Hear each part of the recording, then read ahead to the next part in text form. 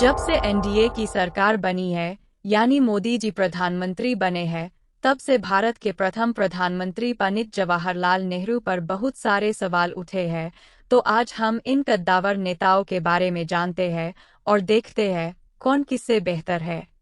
परंतु इनकी तुलना करने से पहले हमें देश की 1947 तथा 2014 की स्थिति पर भी नजर डालनी होगी, जहां 1947 में देश में गरीबी, भूखमरी, अशिक्षा, बेरोजगारी एवं अन्य कठिन परिस्थितियां थी। चूंकि अलग अलग सरकारों ने इन पर नियंत्रण करने की कोशिश की, जिसका परिणाम ये हुआ कि ये परिस्थितियां कुछ हद तक कम तो हुई परंतु पूरी तरह समाप्त नहीं हुई।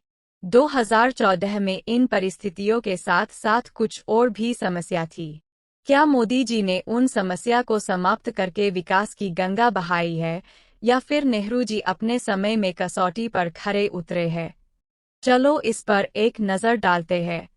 नेहरू इस बात से वाकिफ थे कि लोकतांत्रिक समाज के निर्माण जो कि समानता पर आधारित हो के लिए सबसे जरूरी है शिक्षा, स्वास्थ्य और जागरूकता।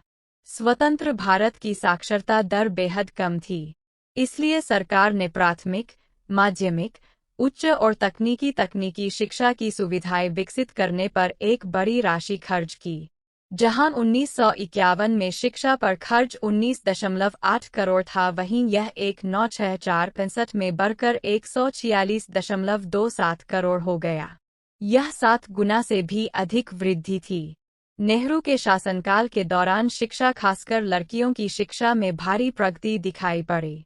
1951 और 1961 के बीच स्कूलों में छात्रों की संख्या 2 गुनी और छात्राओं की संख्या 3 गुनी हो गई। आज़ादी के दौरान सिर्फ 18 विश्वविद्यालय थे, जबकि करीब 3 लाख विद्यार्थी।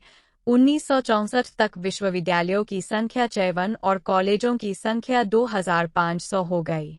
स्नातक और स्नातकोत्तर छात्रों की संख्या 6.13 लाख हो चुकी थी। 1952 में खड़गपुर में प्रथम आईआईटी की स्थापना की गई। इसके पश्चात मद्रास, मुंबई, कानपुर और दिल्ली में भी आईआईटी की स्थापना की गई। नेहरू के वैज्ञानिक दृष्टिकोण के कारण ही संस्थाओं और प्रयोगशालाओं का तेजी से विस्तार हुआ। नेहरू परमाणु ऊर्जा के महत्व को बखूबी समझते थे और उसके दूरगामी प्रभाव से भी परिचित थे। इसलिए उन्होंने परमाणु ऊर्जा के क्षेत्र को बहुत महत्व दिया। 1948 में भारत सरकार ने परमाणु ऊर्जा आयोग की स्थापना की और इसके अध्यक्ष प्रसिद्ध वैज्ञानिक होमी जहांगीर भाभा बनाए गए। नेहरू ने अंतरिक्ष अनुसंधान के क्षेत्र में भी कदम बढ़ाया। इसके लिए Indian national committee for space research की स्थापना, इसके अलावा सड़क, तालाब, स्कूल तथा प्राथमिक चिकित्सा केंद्र का निर्माण और शिक्षा एवं चिकित्सा सुविधाओं का विस्तार हुआ। इन कार्यक्रमों की कमजोरियों को दूर करने के लिए पंडित नेहरू ने 1957 में बलवंत राय मेहता समिति का गठन किया। प्रथम Indian institute of management Nehru ji द्वारा ही बनवाया गया था। इसके अतिरिक्त योजना आयोग का गठन भी नेहरू जी द्वारा ही किया गया था, जो कालांतर में आके भारत के निर्माण में रीढ़ की हड्डी साबित हुआ। वही बात मोदी जी की करें। भारत के प्रधानमंत्री बनने के बाद 2 अक्टूबर 2014 को नरेंद्र मोदी ने देश में साफ सफाई को बढ़ावा देने के लिए स्वच्छ भारत अभियान का शुभारंभ किया। देश को खुले में शौच मुक्त करने के लिए भी अभियान के तहत प्रचार किया। साथ ही देश भर में शौचालयों का निर्माण भी कराया गया।